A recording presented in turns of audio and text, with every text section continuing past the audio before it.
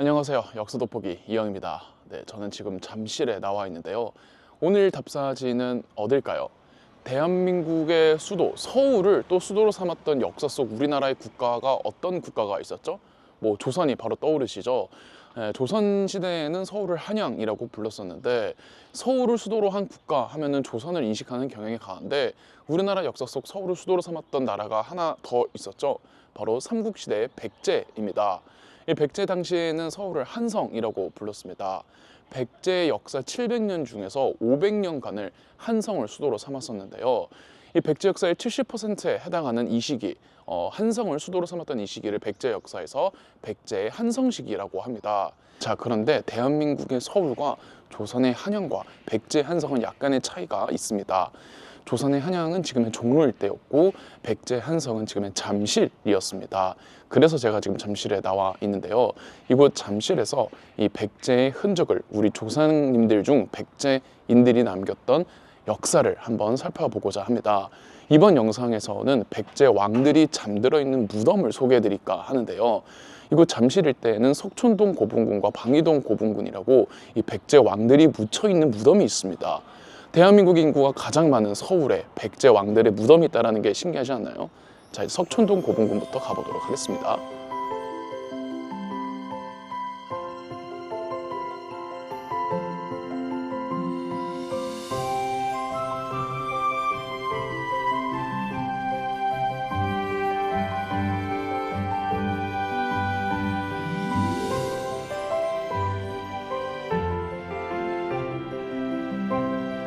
석촌동 고분군에는 총 8개의 무덤이 있습니다. 그중 가장 먼저 소개해드릴 무덤은 석촌동 고분군 가장 안쪽 끝에 있는 5호분입니다. 5호분은 석촌동 고분군 8개 중에서 유일하게 흙 무덤인데요. 네, 지금 보시다시피 발굴 조사 작업 중이라고 합니다. 원래는 저 위에 흙으로 만든 봉분이 있었습니다. 5호분은 내부 구조를 확인하지 않아서 정확히 그 안의 모습은 알 수가 없는데, 이렇게 봉분을 세운 흙무덤은 석촌동 고분군에는 한 기만 있지만 다른 동네, 예컨대 가락동 고분군 이런 데 가면 몇 기가 더 있습니다. 가락동에 있는 흙무덤 내부를 보면은 나무로 관을 만들어서 아마 이 석촌동 고분군 5호분도 목관 구조로 되어 있지 않을지 추측은 하고 있습니다. 지금 발굴 현장 중이니까 이 발굴이 끝나면은 정확한 그 모습을 알 수 있게 되겠죠.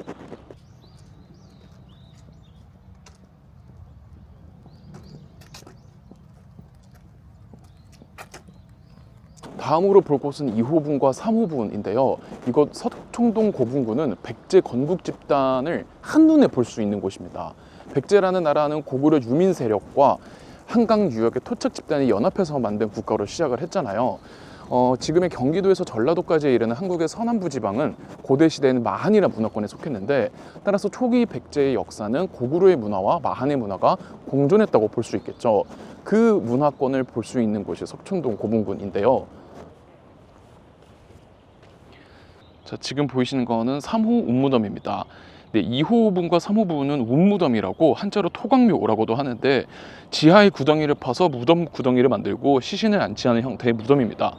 이건 한반도 남부지방의 묘제 문화로 말하자면 마한의 묘제 방식이었던 거죠.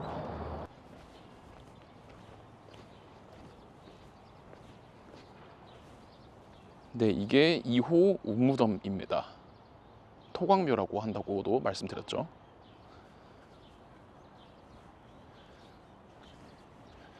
마한의 묘제 방식입니다.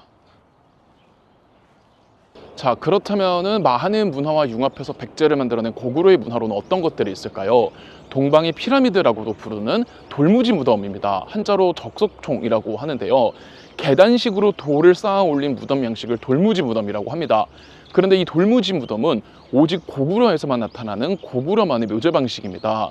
고구려의 초기 수도였던 국내성에 가면 돌무지 무덤이 때로 있는 걸 확인할 수가 있는데요. 고구려는 이 돌무지 무덤 양식을 거의 500년간 유지해 왔습니다. 광개토대왕의 무덤도 완전하게 형체가 전해지지는 않지만 돌무지 무덤의 양식을 띠고 있고, 장수왕의 무덤으로 추정되는 장군총 역시 형체가 완전히 그대로 전해지고 있어서 돌무지 무덤 양식의 전형을 보여주고 있습니다. 그런데 그 돌무지 무덤 양식이 이곳 남한 땅에서는 오직 여기 이 잠실 백제의 초기 수도였던 석촌동 고분군에서만 나타납니다. 백제의 건국설화인 온조설화, 고구려를 세운 주몽의 아내 소선호가 두 아들 비로와 온조를 데리고 고구려를 나와서 지금의 한강 유역에 정착을 해서 백제를 세웠다는 건 어디까지나 설화하잖아요. 100% 믿을 수가 없는데, 그런데 이곳 백제 초기 수도였던 곳에 고구려만의 묘제 방식 돌무지 무덤이 나타나는 것으로 봐서 백제라는 나라는 고구려 유민 세력과 한강 유역의 토착 세력이 연합해서 만든 국가라는 걸 고고학적으로 증명해 보인 셈이죠. 이곳 석촌동 고분군에는 총 5기의 돌무지 무덤이 남아 있는데요. 네, 한번 그 5기를 모두 살펴보도록 하겠습니다. 네, 지금 보이시는 거는 1호분 돌무지 무덤입니다. 저 뒤편에 제1롯데월드가 보이죠. 네, 1호부는 돌무지 무덤 양식으로서 온전한 형태가 전해지지는 않고 있고, 보시다시피 이렇게 기단부만 남아 있습니다. 하지만 딱 봐도 그 규모가 웅장했다는 것을 볼 수가 있죠.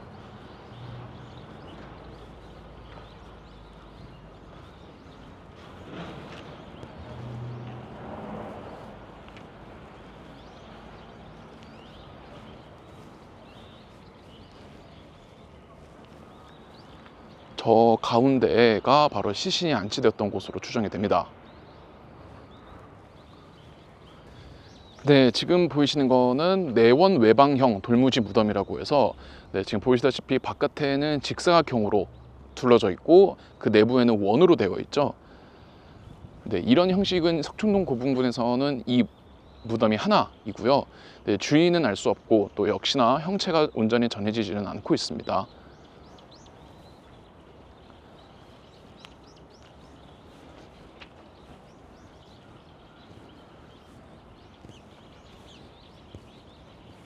제가 돌무지 무덤이 엄청나게 중요하다고 얘기를 한 것 치고는 너무 여태까지 형체가 별로 잘 남아있지 않은 무덤들 소개해드렸죠. 지금부터는 형체가 좀 제대로 남아있어서 복원이 된 돌무지 무덤들을 보여드리도록 하겠습니다.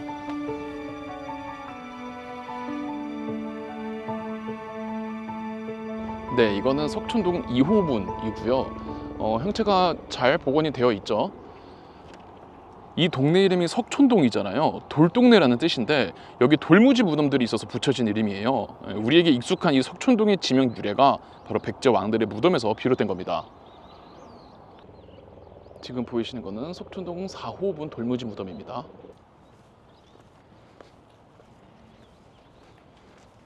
네, 이 겉모습은 완전한 돌무지 무덤인데 내부는 흙으로 채워져 있어서 전통적인 고구려식 돌무지 무덤보다는 백제식 돌무지 무덤이라고 부르기도 한다고 합니다.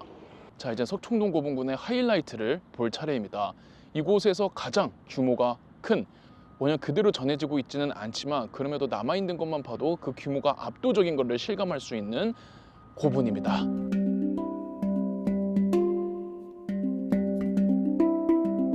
야, 엄청 크죠? 네, 고구려 장군총과 거의 비슷합니다. 네, 돌로 계단을 쌓은 것도 1층 각 편에 거대한 판돌들을 세워놓은 것도 고구려 장군총이랑 비슷한 양식이죠. 네, 발굴 조사에 의하면은 이 원래 크기는 고구려 광개토대왕릉과 거의 동일했을 것으로 보고 있습니다. 원래는 훨씬 더 컸다는 뜻이죠. 네, 유홍준 교수님은 이 돌무지 무덤에 대해서 이렇게 평가를 했습니다. 안정된 자태에 기품이 있고 전화한 멋이 풍긴다. 무덤 둘레에 듬직한 자연석을 기대어 놓은 것도 고구려식이지만 막도를 이 맞추어 반듯하게 쌓은 인공적인 직선의 날카로움이 자연석에 눌려 수그러들 듯 감추어진 모습에서는 백제의 미학에 보여주는 공교로움이 느껴진다. 저렇게 늠름하면서 푸근하고 안으로 껴안는 힘은 크지만 겉으로는 온화하게 보이는 이 무덤의 주인공은 누구일까? 네, 아실 분들은 아시겠지만 이 무덤의 주인공은 4세기경 백제의 최전성기를 이끌었던 13대 왕 근초고왕의 무덤으로 보고 있습니다. 백제의 한성 시기에서 이 정도로 압도적인 크기와 규모의 무덤에 묻힐 정도로 강력한 왕권을 행사했던 왕은 근초고왕밖에 없거든요. 그리고 이 주변에서 출토되는 유물들도 백제가 한반도를 제패했던 4세기경의 것으로 보고 있습니다. 그래서 근초고왕의 무덤으로 거의 확실시 되고 있고요. 그래서 근초고왕릉이라고도 알려져 있죠. 하지만 이 무덤이 다른 왕의 무덤이었다라는 설이 큰 지지를 받고 있기도 합니다. 바로 백제 20대 왕 비유왕인데요. 비유왕은 역설적으로 백제의 한성 시기 중에서 왕권이 매우 약했던 시기의 왕이었습니다. 아니, 왕권도 약한데 어떻게 이렇게 거대한 무덤에 묻힐 수가 있냐고요? 귀족들에게 눌려서 왕권이 매우 약했던 비유왕은 죽어서 들판에 감회장 되었다고 합니다. 하지만 비유왕 이후 즉위한 비유왕의 아들 백제 21대 왕 계로왕은 적극적인 왕권 강화책을 펼치는데요. 귀족들의 힘을 누르고 왕권을 과시할 수 있는 대대적인 토목공사를 펼쳤다고 합니다. 삼국사기 기록에 의하면 창고가 텅 비고 백성들이 곤궁해져서 나라의 위태로움이 계란을 쌓은 것보다 심하였다고 하는데, 이 토목공사 중 계로왕은 들판에 감해장되어 있던 아버지의 시신을 저대로 둘 수 없다면서 큰 돌을 캐다가 관을 만들어 아버지 비유왕의 유고를 모셔 커다란 무덤을 만들고 장사를 지냈다고 합니다. 이때 만들어진 그 무덤이 이 무덤이라는 주장이 있죠. 다만 이 주변에서 출토되는 4세기 유물과는 달리 계로왕 시기는 5세기 때라서 맞지 않는 부분도 있고, 이 근초 고왕릉으로 추정되는 무덤 정도까지는 크진 않지만 그래도 꽤 큰 석촌동 고분군 4호분이 계로왕이 만들어준 비유왕의 무덤이 아니냐고 보고도 있습니다. 자, 이렇게 석촌동 고분군을 둘러봤는데, 이 석촌동 고분군을 보면 백제의 건국 집단이 한눈에 보인다라는 말이 무슨 말인지 이해가 이젠 되시죠? 고대 시대에는 기록이 많이 없기 때문에 고고학에 상당히 많이 의존을 해야 되는데, 그 중에서도 눈에 확 띄는 이 묘제 문화에 많이 의존할 수밖에 없습니다. 또 무덤 주위에는 출토품이라는 것도 나오니까요. 고구려 백제 신라의 역사를 이해하는 데 있어서 삼국의 묘제의 방식을 반드시 알아야 된다라는 겁니다. 저는 석촌동 고분군까지 온 김에 석촌동 고분군만큼 크지는 않지만 방위동 고분군도 한번 가보도록 하겠습니다.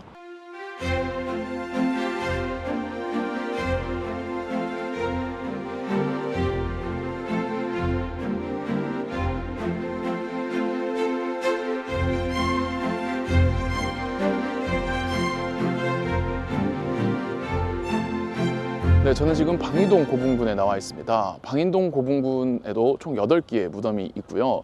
오랜 시간 동안 도굴이 되어서 출토되는 유물들은 거의 남아있지 않다고 합니다. 하지만 그 얼마 안 되는 유물 중에 신라의 토기가 나와서 여러 역사학자들과 고고학자들을 혼란에 빠뜨렸는데요. 우선 방위동 고분군에는 석촌동 고분군처럼 돌무지 무덤이 남아있지는 않습니다. 대부분이 굴식 돌방 무덤이라고 해서 돌로 무덤방을 만들고 그 위에 흙을 덮어 봉분을 만드는 건데, 특이하게도 무덤으로 들어갈 수 있는 입구를 만들어 놓아서 굴식 돌방 무덤이라고 하는 겁니다. 이 문제는 굴식 돌방 무덤이 삼국시대 후기의 무덤 양식이라는 건데요. 이로 말미암아 굴식 돌방 무덤은, 그러니까 여기 방위동 고분군은 백제가 충청도로 수도를 옮긴 이후인 5, 6세기경 한강 유역 토착 지배층의 무덤이 아닐까 하고 추측만 하고 있죠. 다만 아니다, 방위동 고분군도 백제가 한성을 수도로 삼았던 그 한성 시기에 만들어진 백제 왕들의 무덤이 맞다라는 주장도 여전히 제기되고 있습니다.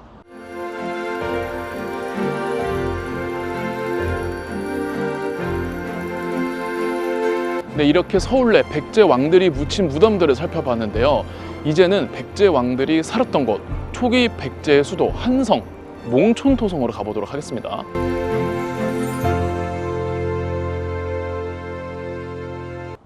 안녕하세요. 역사 돋보기 이영입니다. 지난주에 이어 이번 주 답사도 백제 답사입니다. 서울을 수도로 삼았던 한국 역사 속 국가가 두 국가가 있었죠. 조선과 백제입니다. 조선은 서울을 한양이라고 불렀고 백제는 서울을 한성이라고 불렀습니다. 하지만 대한민국의 서울과 조선의 한양과 백제의 한성은 조금 차이가 있는데요. 조선의 한양은 지금의 종로 일대였고 백제의 한성은 지금의 서울의 잠실 일대였습니다. 네, 지난주에는 백제 왕들이 잠들어 있는 백제 왕들의 무덤을 소개해드렸다면은 이번 주에는 백제 왕들이 살았던 곳, 한성시기 백제의 궁성이 있던 몽촌토성을 소개해드리도록 하겠습니다. 몽촌토성은 서울 올림픽공원 안에 있는데 한번 산책을 떠나보도록 하겠습니다. 올림픽공원 안으로 들어올 수 있는 입구는 많습니다. 저는 그 중에 북이문으로 들어왔습니다. 몽촌토성은 1980년대 88 서울올림픽을 위한 체육시설 및 부지를 건설하는 과정에서 발굴되어서 이 몇 년간의 발굴 조사 끝에 몽촌토성이 만들어졌습니다. 삼국사기에 의하면 소선호가 그녀의 두 아들이었던 비류 온조와 함께 고구려에서 나와 이곳 한강 유역까지 내려온 뒤 한강을 내려다 굽어볼 수 있는 산에 올라서 이 한강 유역의 나라를 건국하기로 했다고 합니다. 정확히는 잠실 일대인데, 그래서 그들이 한강을 내려봤다는 곳은 잠실 일대가 다 보이는 아차산이지 않았을까 추정을 하고 있습니다. 저 목책은 나름 고증을 해서 복원한 목책입니다. 실제로 저 자리에 목책을 세운 흔적이 발견되었다고 해요. 소선호의 첫째 아들이었던 비류는 인천에 가서 나라를 세웠고, 소선호는 둘째 아들이었던 온조와 함께 한강 유역에 백제를 건국을 했는데 그 첫 수도는 하북위례성이었다고 합니다. 그러다 기원전 6년에 소선호가 죽고 이듬해 기원전 5년 온조는 새로운 수도 하남위례성으로 수도를 옮깁니다.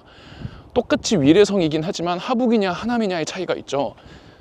즉 강의 이북이냐 강의 이남이냐인데, 소선호가 온조와 함께 세웠다는 하북 위례성은 강 위쪽에 있는 위례성이었다는 뜻이고, 온조가 새롭게 수도로 옮긴 하남 위례성은 강 밑에 있는 위례성이었다는 뜻이죠. 그 하남 위례성이 지금의 몽촌토성이라는 설이 가장 유력합니다. 몽촌토성이 하남 위례성이 아니라는 주장도 있는데 1980년대에 몽촌토성이 발굴이 되면서 거의 확실시 되고 있습니다. 그렇다면 하북 위례성은 어딜까요? 하북 위례성의 정확한 위치에 대해서는 정서가 통설이 없습니다. 다만 한 가지 알아야 하는 것은 이곳 잠실 일대가 옛날에는 섬이었다라는 건데요. 여의도처럼 잠실도였습니다. 잠실도가 육지랑 붙어진 건 일제강점기 때니 비교적 최근이죠.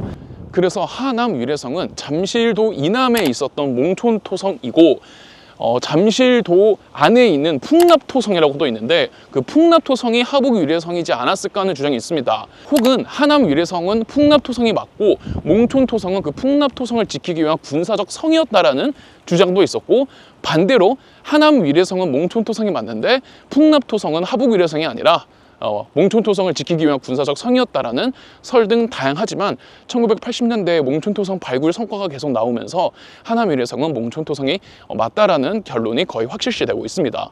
고구려의 광개토대왕과 장수왕이 함량시켰던 백제의 수도 위례성, 나중에는 한성이라고 부르게 되는데, 그 한성이 있던 곳이 지금 제가 있는 올림픽공원 안에 있는 몽촌토성입니다.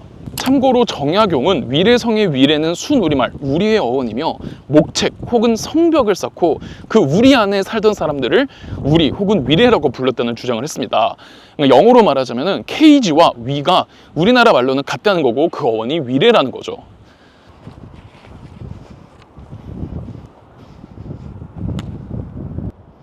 몽촌토성 발굴 조사가 한창이네요. 또 어떤 역사적 사실들이 입증이 될지 궁금합니다.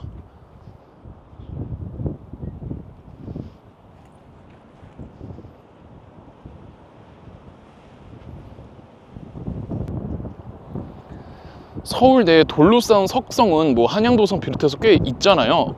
그런데 이런 토성은 훼손되기가 쉽기 때문에 잘 없는 편인데, 이렇게 토성이 발굴되어 좋은 산책 코스로 제공되고 있다는 게 참 서울의 특혜이기도 합니다.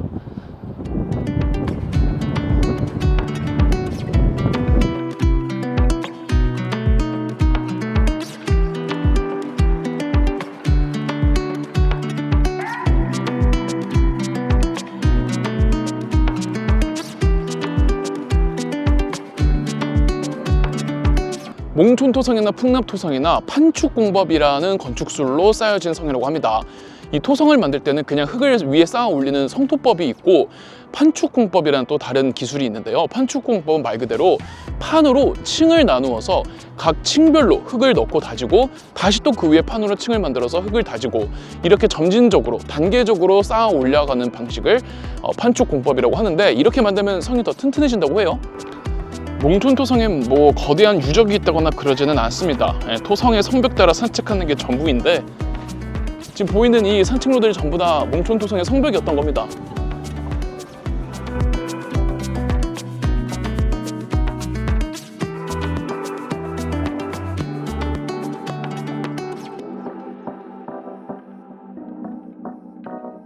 그래도 여기 몽촌토성 온 김에 한성시기 백제의 역사에 대해서 간략하게 설명을 드리겠습니다. 온조가 이곳 잠실 땅에 건국한 백제는 초기 국가들이 다 그렇듯 부족 연합 국가였습니다. 고구려로부터 나온 유민 세력들을 주도로 서울, 한강 그리고 경기도에 존재하는 토착 부족들이 연합해서 만든 국가였죠.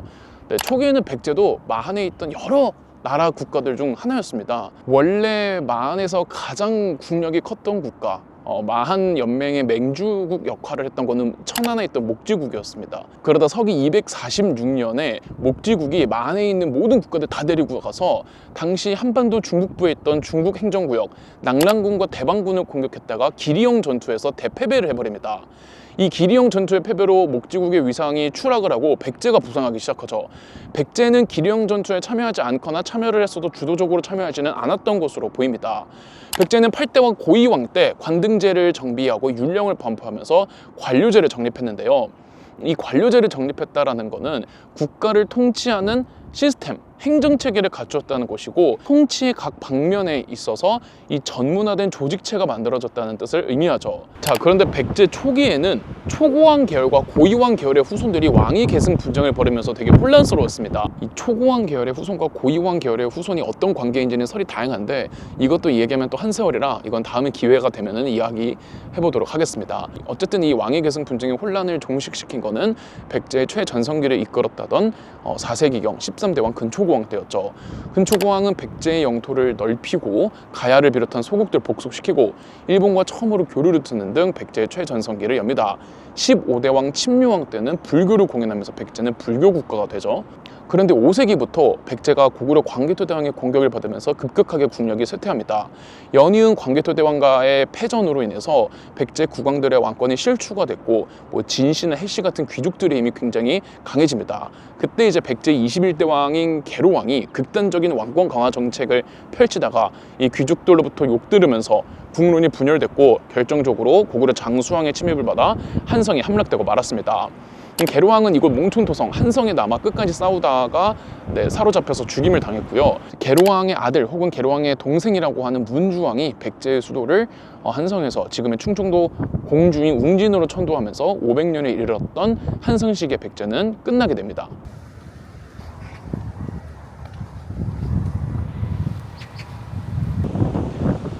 저기 지금 저렇게 인공 호수가 있는데 원래 저 자리는 해자가 있던 자리였다고 합니다. 몽촌토성은 해자까지 갖춘 나름의 요새였던 겁니다. 네, 북이문에서 몽촌토성 산책로를 따라서 남쪽으로 쭉 내려다 보면은 한성 백제박물관이라고 있습니다. 또 그냥 지나칠 수는 없죠. 잠깐 갔다 오도록 하겠습니다. 네, 아까 말씀드린 판축공법을 설명하는 모형입니다.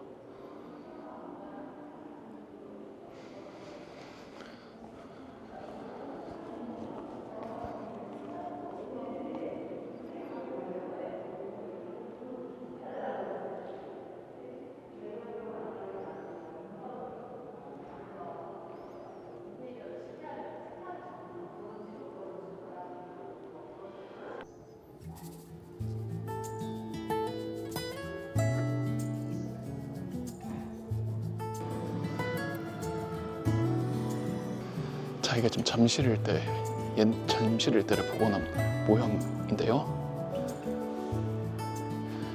자, 보시는 게 풍납토성입니다. 하북 위례성으로 추정하고 있는. 그리고 그 이남의 몽촌토성, 방금 제가 산책해 와봤던 이 몽촌토성이 하남 위례성으로 추정을 하고 있는 거죠.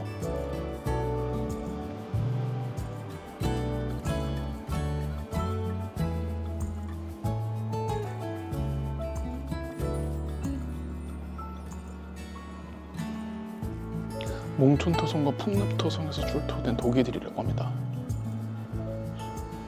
우리 백제 조상님들이 썼던 도기는 다 이렇게 생겼군요. 자, 백제인들이 또 바둑을 그렇게 즐겨했다고 하죠. 자, 여기에는 제가 지난주 영상에서 소개해드렸던 백제 돌무지 무덤을 모형으로 만들어 놨습니다.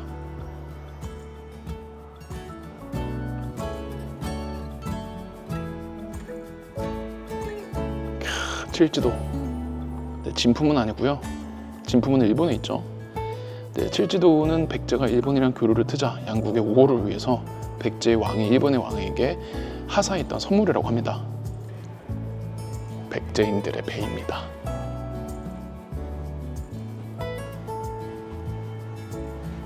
저 노승덕 아저씨들 보긴 저래도 백제의 1등 사람들이라고.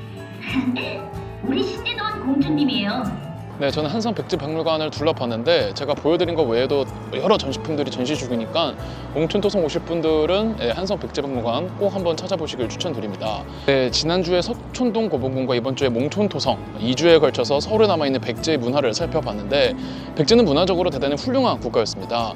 백제의 그 훌륭했던 문화가 지금까지 이어져 오늘날의 문화 강국의 한국을 만들지 않았나라는 그런 생각이 들게 되네요.